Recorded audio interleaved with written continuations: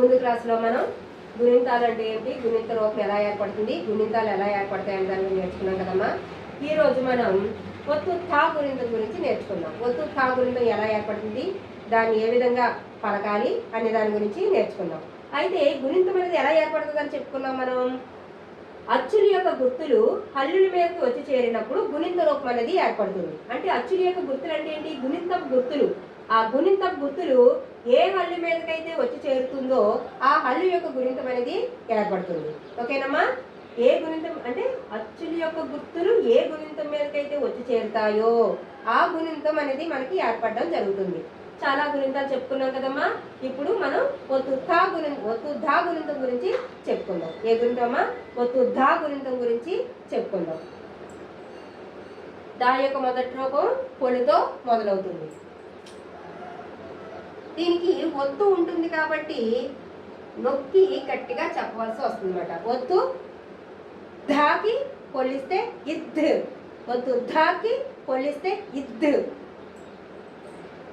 The అనే హల్లుకి ఆ అనే అచ్చు వచ్చి చేరితే ఆ యొక్క గుర్తు తలకట్టు. ఆ యొక్క గుర్తు ఏంటమ్మా? తలకట్టు. అంటే ధాకి తలకట్టిస్తే ధ అవుతుంది. ఒత్తు ధాకి తలకట్టిస్తే ధ అవుతుంది. ఒత్తు ధాకి పొల్లిస్తే ఇద్. ధ అనే హల్లుకి ఆ అనే అచ్చు వచ్చి చేరితే ఆ యొక్క గుర్తు దీర్ఘం. ఆ యొక్క గుర్తు ఏంటమ్మా? దీర్ఘం. అంటే ఒత్తు ధాకి దీర్ఘం ఇస్తే ధా అవుతుంది. ఒత్తు ధాకి దీర్ఘం ఇస్తే ధా అవుతుంది. ఒత్తు ధాకి పొల్లిస్తే ఇద్. ధ అనే హల్లుకి ఈ అనే అచ్చు వచ్చి చేరితే ఈ యొక్క గుర్తు గుడి. ఈ యొక్క గుర్తు ఏంటమ్మా? గుడి. అంటే ఒత్తు ధాకి గుడిస్తే ధి అవుతుంది. ఒత్తు ధాకి గుడిస్తే ధి అవుతుంది. ధాకి పొల్లిస్తే ఇద్. ఒత్తు ధాకి పొల్లిస్తే ఇద్.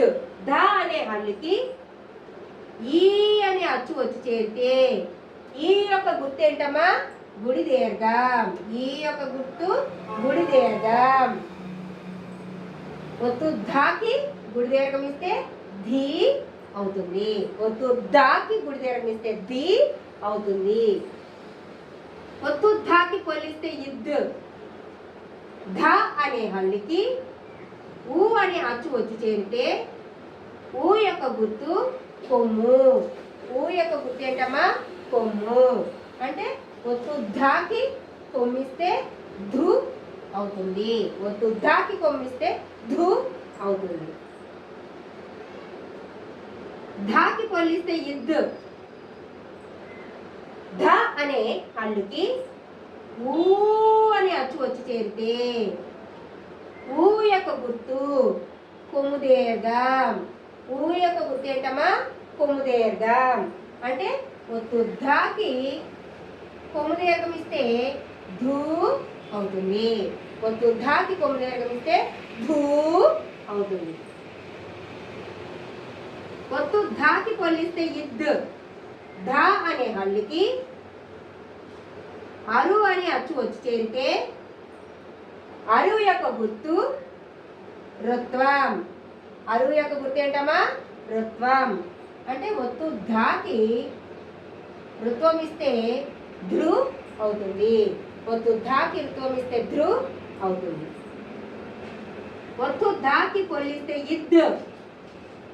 ధ అనే హల్లుకి అరు అనే అచ్చు వచ్చి చేరితే అరు యొక్క గుర్తు రుత్వ దీర్ఘం. అరు యొక్క గుర్తు ఏంటమ్మా? రుత్వ దీర్ఘం. అంటే ఒత్తు ధాకి రుత్వ దీర్ఘం ఇస్తే ధృ అవుతుంది.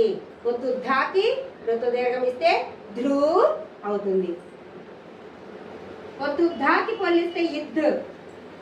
ధ అనే హల్లుకి ఏ అనే అచ్చు వచ్చి చేరితే ఏ యొక్క గుర్తు యత్వం. ఏ యొక్క గుర్తు యత్వం. అంటే ఒత్తు ధాకి యత్వం ఇస్తే ధే అవుతుంది. ఒత్తు ధాకి యత్వం ఇస్తే ధే అవుతుంది. ధాకి పొల్లిస్తే ఇద్దు. ధా అనే హల్లుకి ఏ అనే అచ్చు వచ్చి చేరితే ఏ యొక్క గుర్తు ఏత్వం లేదా ఏత్వ దీర్ఘం. అంటే ధా అనే హల్లుకి ఏ అనే అచ్చు వచ్చి చేరితే ఏ యొక్క గుర్తు ఏత్వం. అంటే ధాకి ఒత్తు ధాకి ఏత్వం ఇస్తే ధే అవుతుంది. ధాకి పొల్లిస్తే ఇద్దు. ధా అనే హల్లుకి ఐ అనే అచ్చు వచ్చి చేరితే ఐ యొక్క గుర్తు ఐత్వం. ఐ యొక్క గుర్తు ఏంటమ్మా? ఐత్వం. అంటే ఒత్తు ధాకి ఐత్వం ఇస్తే ధై అవుతుంది. ఒత్తు ధాకి ఐత్వం ఇస్తే ధై అవుతుంది. ఒత్తు ధాకి పొల్లిస్తే ఇద్దు. ధా అనే హల్లుకి ఓ అనే అచ్చు వచ్చి చేరితే ఓ యొక్క గుర్తు ఓత్వం. ఓ యొక్క గుర్తు ఏంటమ్మా? ఓత్వం. అంటే ఒత్తు ధాకి ఓత్వం ఇస్తే ధో అవుతుంది. ఒత్తు ధాకి ఓత్వం ఇస్తే ధో అవుతుంది. ఒత్తు ధాకి పొల్లిస్తే ఇద్దు. ధా అనే హల్లుకి ఓ అనే అచ్చు వచ్చి చేరితే ఓ యొక్క గుర్తు ఓత్వం. ఓ యొక్క గుర్తు ఏంటమ్మా? ఓత్వం. అంటే ఒత్తు ధాకి ఓత్వం లేదా ఓత్వ దీర్ఘం అంటారు. ఓత్వం ఇస్తే ధో అవుతుంది.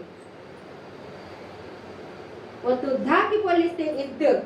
ధ అనే హల్లుకి ఔ అనే అచ్చు వచ్చి చేరితే ఔ యొక్క గుర్తు ఔత్వం. ఔ యొక్క గుర్తు ఏంటమ్మా? ఔత్వం. అంటే ఒత్తు ధాకి ఔత్వం ఇస్తే ధౌ అవుతుంది. ఒత్తు ధాకి ఔత్వం ఇస్తే ధౌ అవుతుంది. ఒత్తు ధాకి పొల్లిస్తే ఇద్దు. ధ అనే హల్లుకి అమ్ అనే అక్షరం వచ్చి చేరితే అమ్ యొక్క గుర్తు సున్నా. అమ్ యొక్క గుర్తు ఏంటమ్మా? సున్నా. అంటే ఒత్తు ధాకి సున్నా పెడితే ధమ్ అవుతుంది. ఒత్తు ధాకి సున్నా పెడితే ధమ్ అవుతుంది. ఒత్తు ధాకి పొల్లిస్తే ఇద్దు. ధ అనే హల్లుకి అహా అనే అక్షరం వచ్చి చేరితే అహా యొక్క గుర్తు ఏంటమ్మా? విసర్గ. అహా యొక్క గుర్తు ఏంటి? విసర్గ. అంటే ధాకి ఒత్తు ధాకి విసర్గ ఇస్తే దహ అవుతుంది. ఒత్తు ధాకి విసర్గ ఇస్తే దహ అవుతుంది.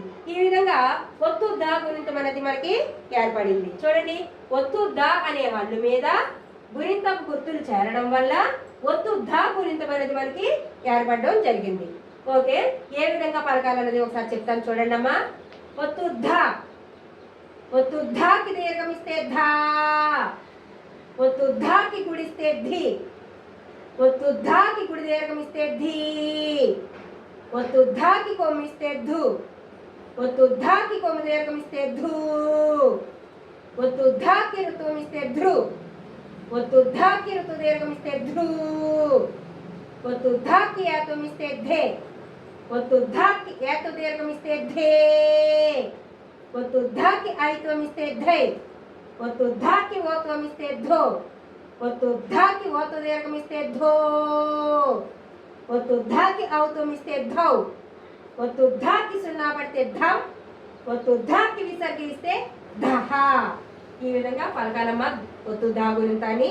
అంటే ఒత్తు ఉంది కాబట్టి మనం నొక్కి గట్టిగా నొక్కి చెప్పడం అనేది జరుగుతుంది. ఈ విధంగా దా గుణింతం అనేది ఏర్పడింది. మీకు ఈ వీడియో నచ్చినట్లయితే లైక్ చేయండి, షేర్ చేయండి, అలాగే సబ్స్క్రైబ్ చేయండి. మరిన్ని వీడియోల కోసం బెల్ సింబల్ని యాక్టివేట్ చేసుకోండి.